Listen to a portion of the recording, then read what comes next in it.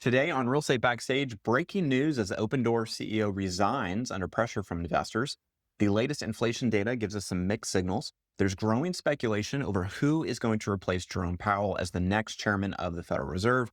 And there are some big changes coming to mortgage trigger leads. Now, before we jump into the conversation today, if you're watching on YouTube or listening on Apple Podcasts or Spotify, go ahead and subscribe that we don't miss any future episodes. And if you're looking for the show notes with links to all the articles we're going to reference, you can find that at realestatebackstage.com/episode 35. Now, if this is your first time watching or listening, I'm your host, Michael Smith. I'm the CEO here at Bluefield. We're a 4-time Inc. 5000 company headquartered here in Greenville, South Carolina. And we provide real estate brokerage, property management, and insurance services. All right, so before we get into the story about Opendoor, I do have two really exciting announcements to share with you guys. So number one, our company Bluefield just made the Inc. 5000 list for the 4th time. And we are incredibly excited about that. Huge shout out to all of our team members, all of our clients and customers for helping make that a reality. So just in case you're not familiar with the list, every year Inc. magazine puts out the Inc. 5000 list. And this is a ranking of the 5,000 fastest growing privately held companies in the United States. So out of the tens of millions, I think over 33 million private companies in the United States, only about 1% of 1% will have the growth rate necessary to make the cut for the list.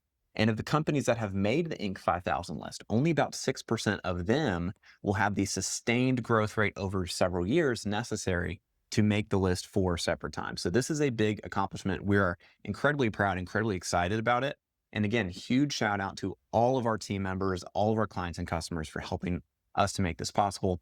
It's been a crazy few years of growth for us here at Bluefield, and we are incredibly excited, not just about the past, but about the future. We have some really cool things coming up that we want to announce to you guys over the next several months or so, which brings me to announcement number 2 for today, and that is we have signed a lease for a 3rd office, and that is in the Columbia market. So we're headquartered here in Greenville, South Carolina. A few years ago, we opened an office in Spartanburg, and we are about to open an office in Columbia. We've signed the lease. We're in the middle of doing renovations, and we should be opening in October. So that we're super excited about that. It's in one of the skyscrapers downtown, right on the mezzanine level. Fantastic location. We're super excited. So more details to come. If you are an agent here in South Carolina, specifically in the Columbia area, we'd love to invite you guys to our grand opening. So once I have more details on that, I will let you guys know. All right, so let's get into the story with Opendoor. This is breaking news as of this morning. I'm recording this on Friday, August 15th. This is according to, and quote, Terry Wheeler, CEO of the largest remaining iBuyer company, Opendoor, resigned on Friday after a month-long pressure campaign by retail stock traders and one of the company's original co-founders. The pressure followed weeks of fervent trading of the company's stock, which had fallen to a low point of only 51 cents per share as of mid-July. A flurry of trading, including as many as nearly 2 billion trades in a single day, drove Opendoor stock price up past $3 per share. But the rush of new and prominent investors came with calls for a change in leadership, specifically with demands for Wheeler's resignation. Wheeler resigned from her roles as CEO and board chair effective Friday. Shrithna Radhakrishna, I apologize if I'm mispronouncing that, was named as president and interim leader of Opendoor while the company searches for a replacement CEO, unquote. So we've previously discussed Opendoor's financial troubles on the show, how they still haven't figured out to profitably flip homes at scale, and how they're at risk of being delisted from the stock exchange due to their stock price falling below that $1 minimum. Now, last month, activist investor Eric Jackson started buying up shares of Opendoor and discussing it on social media, claiming that the stock was undervalued. We saw the stock price rise dramatically, and then he started publicly bashing the CEO, Terry Wheeler, and he was demanding a spot on the board. He even gave them a deadline. I think he said, put me on the board within 10 days or I'm going to start a sell-off. I'm still not convinced that Opendoor is going to survive long-term unless they make some dramatic changes to their business model. But that's a story for another day. But that is breaking news as of this morning, and we will keep you guys posted once a new CEO is named for Opendoor. All right, shifting gears, we have some mixed news with inflation. The latest data shows consumer prices holding steady, but producer prices starting to surge. Now, this is according to Connect CRE. Quote, the consumer price index for July increased 0.2%, matching consensus estimates and accelerating from June's 0.1% gain, according to the Bureau of Labor Statistics data. On a year-over-year basis, CPI rose 2.7%, unchanged from the prior month's annual pace. Core CPI, which strips out volatile food and energy costs, climbed 0.3% in July, up from June's 0.2%, bringing the annual core inflation rate to 3.1%. The firming in core prices highlights persistent underlying inflationary pressures, keeping inflation meaningfully above the Federal Reserve's 2% target. Tariff-driven price increases are emerging more slowly than anticipated, as importers initially absorbed costs by working through pre-tariff inventories. Goldman Sachs estimates that just 22% of tariff expenses were passed on to consumers early in the process. However, that share is projected to reach 67% by October, suggesting consumer prices could accelerate in the coming months and further complicates the Fed's inflation management. Within the Federal Reserve, views remain split. Some officials, including Christopher Waller and Michelle Bowman, have voiced greater concern over labor market softening, while others emphasize that inflation remains too elevated. With tariff pass-throughs expected to intensify, policymakers are holding a cautious wait-and-see stance on future rate moves, unquote. So for those of you watching on YouTube, I've got a chart here up on the screen. This is from the St. Louis Federal Reserve data. This is the CPI, the Consumer Price Index. The blue line there is the total basket of goods, the all items, and then the red line there is the core inflation, again, which strips out food and energy because that tends to be more volatile. So you can see inflation. This is a 5-year trend line here in this graph. And the green line that I inserted there, that is the Fed's 2% target. So you can see when inflation really went crazy in 2021 and 2022, peaked in the summer of 22, and then started to come back down. And really ever since the summer of 23, about 2 years ago, we've been kind of stuck at around that 3% mark. We've been slowly coming down over the last 2 years, but in the last several months, it seems like maybe that's plateaued and maybe we're even starting to see inflation go back up in the opposite direction, which is certainly not good. So you can see that the inflation problem still is not yet under control, and that's why the Fed has been very cautious to continue cutting rates. However, we're also seeing some weakening in the labor data, which is the other thing that the Fed really keeps an eye on because of its dual mandate to both keep inflation under control, but also to maintain full employment in the economy.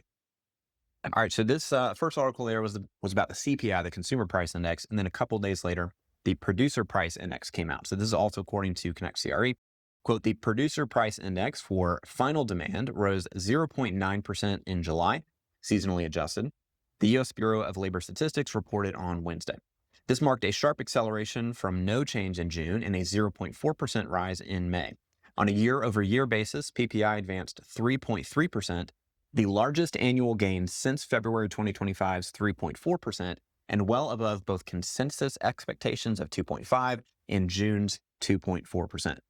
The July increase was broad-based, with more than 3/4 of the gain driven by final demand services, which jumped 1.1%. Prices for final demand goods also climbed 0.7%. Notably, the index for final demand less food, energy, and trade services, a key gauge of underlying pipeline inflation, rose 0.6% in July, the steepest monthly rise since March of 2022, which was a 0.9% increase. Core PPI was up 3.7% year over year, outpacing June's 2.6% and far exceeding the 2.9% consensus. While the PPI tends to receive less attention than the Consumer Price Index, it offers critical insight into upstream cost pressures that can flow into consumer prices. These latest readings, when combined with the week's CPI data, will feed into the Fed's preferred inflation gauge, the Personal Consumption Expenditures Price Index, which is due later this month. Before the PPI release, markets were pricing in near certainty of a September rate cut, buoyed by CPI readings that came in broadly in line with expectations. However, the hotter than expected PPI has slightly tempered those expectations. The data suggests that producer-level inflation pressures remain sticky, potentially complicating the Fed's easing path, unquote. So the Producer Price Index did come in hot for the month, even though the CPI was pretty mild. Now, producer prices will tend to impact consumer prices. Sometimes the producers don't pass those increases on to the consumers quite to the full extent that they could, but eventually it all catches up with the consumer. Companies have to make a profit. Importers, producers, they are not nonprofits. They are companies with a profit motive. They have to make money in order to stay in business. So if you see increases in producer costs, that is almost sure to lead to increases in consumer costs. It's just a question of how long will it take. All right, so speaking of the Fed, Waller has become the top choice for Jerome Powell's replacement. Trump has not officially named a successor yet. This is according to RIS Media. Quote, Bloomberg News, citing unnamed sources, reported Thursday that current Federal Reserve Governor Chris Waller is now the favorite to replace current Fed Chair Jerome Powell, with President Donald Trump possibly making an announcement on his choice by the end of the summer. Powell, who has been subjected to withering personal attacks by Trump and other members of the administration over his choice not to cut interest rates this year, is serving a term that expires in May of 2026. Trump has gone back and forth on threats to try and remove Powell before that date. Separately, the Wall Street Journal reported in June that Trump had been considering making an early announcement of the new Fed chair in order to try and influence markets or policy without firing Powell. According to Bloomberg, Waller, a Trump nominee who has served on the Fed since 2020 and last month was one of the 2 Fed members voting to lower rates, has not yet met with Trump personally. He would still need to be confirmed by the Senate if he was nominated to be the chair. Throughout this year, Waller has consistently downplayed the effects of Trump's trade policy on inflation, calling the effects of tariffs transitory. Where have we heard that before? In regards to inflation. However, he also previously advocated for a gradual path to lowering rates. Back in 2022, Waller also spoke on the issues with affordability in real estate markets, predicting that housing will likely become an ever larger share of household budgets, and pointed to supply demand and demographic issues as a primary long-term driver of then nascent affordability issues rather than mortgage rates. Before being appointed Fed governor, Waller served as executive vice president and director of research at the Federal Reserve Bank of St. Louis for over a decade. Before that, he taught economics at Notre Dame University and the University of Kentucky. No final decision has been made on the next Fed chair, Bloomberg reported, with former Fed member Kevin Warsh still a contender, unquote. So markets tend to get ahead of the Fed. So if Trump were to go ahead and announce Powell's successor, specifically if he were to announce someone like Waller, who has been vocal in his call for rate cuts in direct opposition or in direct contrast to Jerome Powell, for example, markets could kind of get ahead of that and we could see yields go down just based on the expectation or increased expectations of future rate cuts. So that's something that Trump could do to really move markets. Even if he leaves Powell in place until his term is up in May of next year, we could see him put someone in place who then goes on all the news shows and start being very vocal about, as soon as I get in there, I'm going to put more pressure on the rest of the FOMC to vote my way and cut rates. We could see the market movement, again, get ahead of Fed policy. So we'll keep an eye on that story as well. All right, so speaking of markets and mortgage rates, we did see mortgage rates recently drop to an intra-year low. This is according to Housing Wire. Quote, mortgage rates reached a new 2025 low today, despite core inflation running at 3.1% year over year, according to the CPI report this week. The softening labor data and improved mortgage spreads currently overshadow any concerns about inflation. If the jobs data were exceeding estimates, the situation would be different. According to Mortgage News Daily, mortgage rates have dropped to a low of 6.53%, marking a new year-to-date low. With Federal Reserve Chair Jerome Powell under tremendous pressure to lower the Fed funds rate, he finally has the cover to do so with the last jobs report. However, as always, the bond market tends to get ahead of the Fed. In the past, these moves have reversed and rates have headed higher, but not today. We have a fresh new low in 2025. Home builder stocks have performed well lately, and the purchase application data for existing home sales indicated a 1% growth week over week and a 17% growth year over year. This is back-to-back weeks of positive weekly and year-over-year data for purchase applications. Purchase application data has also shown 14 straight weeks of double-digit year-over-year growth. A lot of that growth has had to do with listings data being higher this year than last, and also extremely low comps. However, in the past, when rates got towards 6%, the week-to-week data tended to improve. As of now, aside from Godzilla tariffs, the 10-year yield has not fallen below 4% this year. It currently stands at 4.24%. It'll be interesting to observe the bond market's reaction if labor data deteriorates while the inflation growth rate remains stable. If mortgage spreads continue to improve and the 10-year yield approaches 4% again, as it has in the past few years, we could be looking at near 6% this year, thanks to these better mortgage spreads, unquote. So that was from Logan Motoshami over at Housing Wire. He likes to use the term Godzilla tariffs for the Liberation Day tariff announcements, which I find slightly amusing.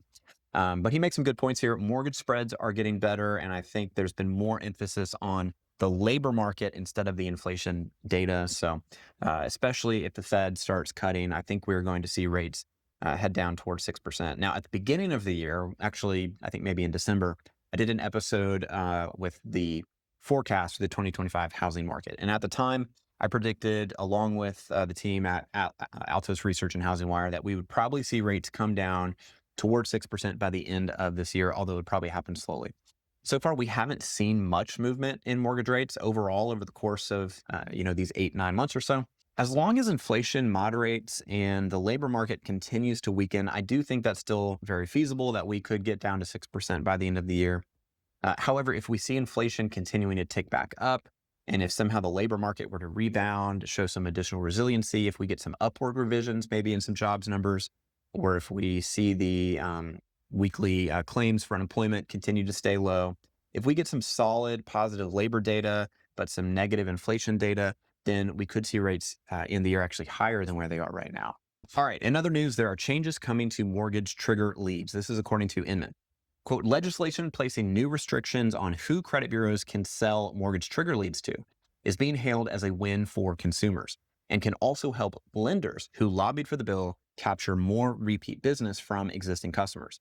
The August 2nd Senate passage of H.R. 2808, the Homebuyers Privacy Protection Act, means that the days when borrowers were all but guaranteed to be bombarded with competing offers after applying for a mortgage will end 6 months from now, with a few exceptions. After the new law takes effect, credit bureaus will still be able to sell mortgage applicants' information to their current mortgage lender, loan servicer, or any bank or credit union that they have an account with, as long as they're making a firm offer of credit when they reach out.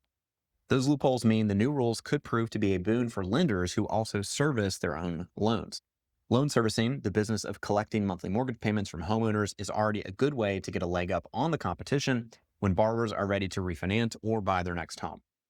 Rocket Mortgage was one of several lenders last year who urged lawmakers to ban trigger leads, including AmeriHome Mortgage, Equity Prime Mortgage, Freedom Mortgage, Guild Mortgage, and Union Home Mortgage. The big three credit bureaus, Equifax, Experian, and TransUnion, have lobbied against the bill and its predecessors.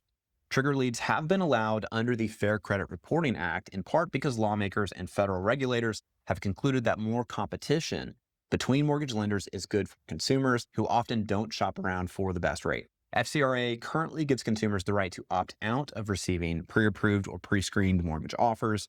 As amended by H.R. 2808, consumers will have to opt in if they want to receive firm offers of credit from a full range of mortgage lenders, unquote.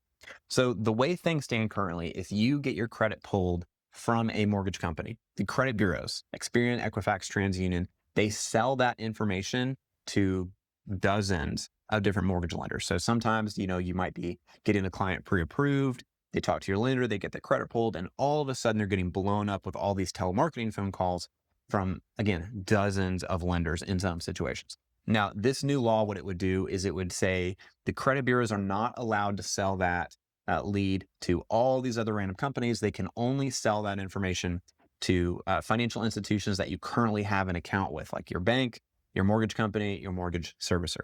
They've made the claim that trigger leads are beneficial to the consumer because it gives them the opportunity to shop around and get quotes from all these different lenders. But in my perspective, it is a significant violation of privacy and just a huge, huge inconvenience. Nobody wants to field phone calls from dozens of different lenders every time they get their credit pulled. I also don't necessarily think that every company that I have a relationship with should know whenever I get my credit pulled. That to me still seems like a bit of an invasion of privacy. You can still opt out. The default is that you're opted in, which I think is kind of silly. I think what they should do is make it to where you have to specifically opt in to allow the credit bureaus to sell that information whenever you get your credit pulled, for them to notify your existing financial institutions that you have relationships with of the fact that you're looking for a mortgage. All right, shifting gears, the latest NAR member report has been released. This is according to Real Estate News. Quote, as in last year's member report, NAR researchers highlighted the challenges that agents have faced amid the sluggish market over last year.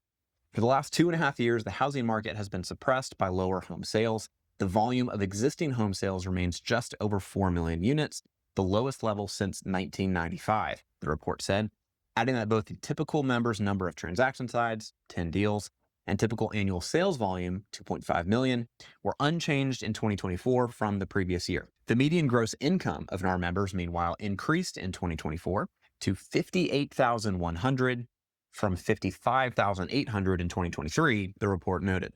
The median age of NAR members is now 57 years old, the report found, an increase from 55 the prior year. Only 11% of agents are under 40, compared to 17% last year, while the share of agents who are over 60 has jumped from 35% to 44%. Experience is also growing among many NAR members, with the median number of years of experience increasing to 12 years, up from 10 in the last year's report. The share of members with 2 years of experience or less fell to 15% from 18% in the prior year, while those with 16 years of experience or more increased to 46% from 42%. Despite some of the shakeups among agent ranks, the majority of NAR survey respondents, 74%, said they are very certain that they will remain engaged as a real estate professional for the next 2 years. This figure is up slightly from last year's report, in which 73% of respondents said the same thing. About a quarter of NAR members are less sure about their future in the business. Nearly 2 in 10 respondents, 18%, are somewhat certain that they'll stay in real estate, while 8% said they are not certain. While the report does not offer an updated membership count, these indicators suggest that the organization has experienced a loss in younger agents and those with less experience over the last year. NAR President Kevin Sears may have hinted at this possible membership decline while attending Inman Connect last week. Sears told one session audience that NAR is anticipating a drop of 150,000 agents by the end of the year and has adjusted its budget to reflect a total member count of roughly 1.2 million by 2026. NAR last publicly reported its membership total of 1,453,690 as of May 31st, 2025, unquote. So if NAR membership really does drop to 1.2 million by the end of the year, that would be roughly a 17% decline from the numbers that NAR released just a few months ago. So a 17% decline in half a year, that is a pretty dramatic drop in agent count. And it seems that most of the agents that are getting out of the business are the younger agents or the agents that have less experience. The older, more seasoned agents tend to be sticking out this slower market. Now, let me say this, though, to all of you younger, newer agents that are watching or listening. Just because someone has been in the business for 10, 20, 30 years does not necessarily mean that they are a better real estate agent than you.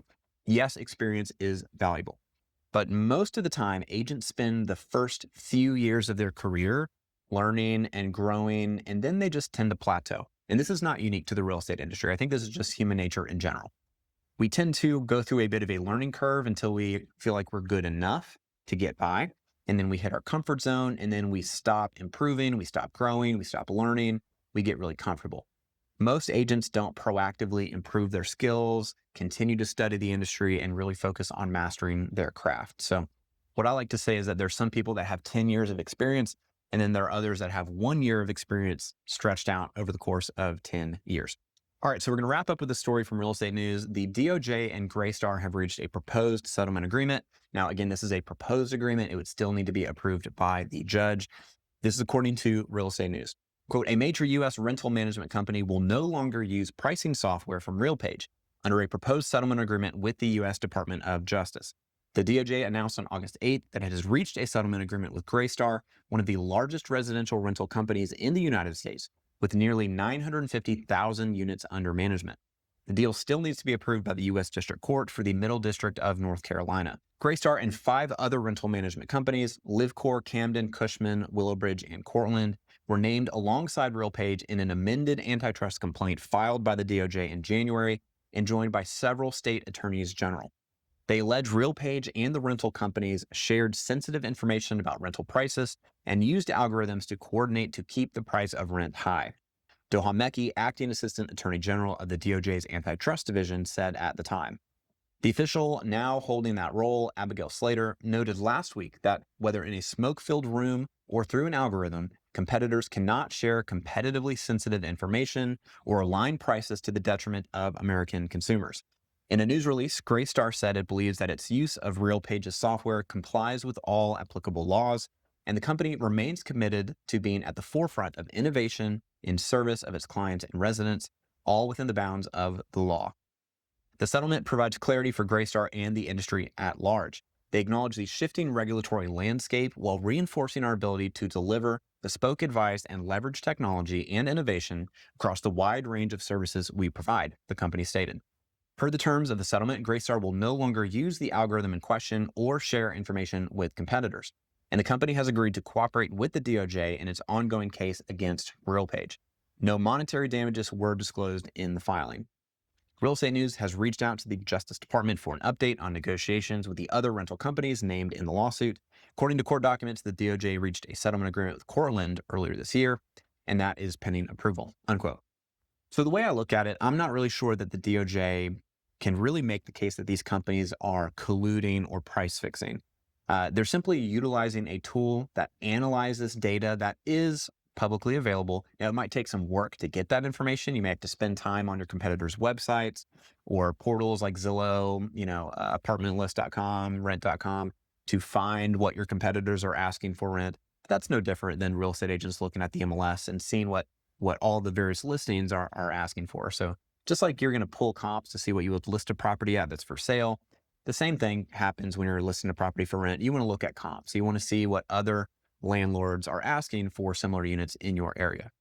So they're just using this algorithm, this tool, to be more efficient at that process. I really don't see how the DOJ can show that this is intentionally price fixing or colluding, especially because these companies that use RealPage's software, it's just part of their decision-making process. They don't have to, all agree that they are going to price their rentals based on whatever the algorithm suggests. It's just a tool in the tool belt. All right, y'all, that's a wrap for today. Just a reminder, you can find the show notes with links to all the articles that we referenced today at realestatebackstage.com/episode 35. And I'll see you back here next week with another behind the scenes look at the real estate industry here on Real Estate Backstage.